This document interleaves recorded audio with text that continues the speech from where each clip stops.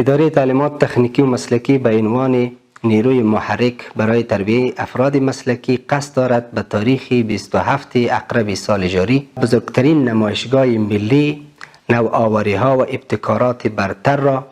جهت ترویج صنعت، اقتصاد، تجارت و رشد و توسعه اقتصادی و اجتماعی با اشتراک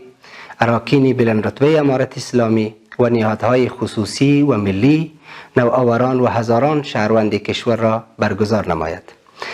در این نمایشگاه صنعتکاران و شرکت‌های مختلف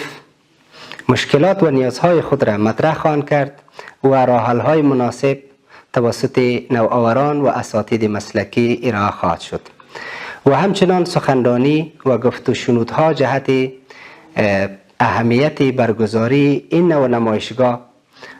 به غرض تشویق و ترغیب و ایجاد انگیزه در جوانان و نوجوانان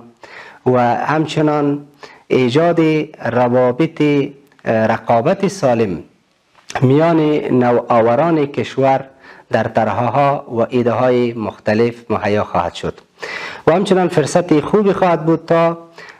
تجاران ملی و بین المللی روی پروژه های نوآوران سرمایه گذاری بکنند و سرمایه گذاران نظر به مسئولیت ملی و دینی که دارند فرصت خوبی را برای استفاده خوبتر از ظرفیت ها و استعدادهای داخلی مهیا بکنند. و محور اصلی این نمایشگاه نمایش گذاشتن ابتکارات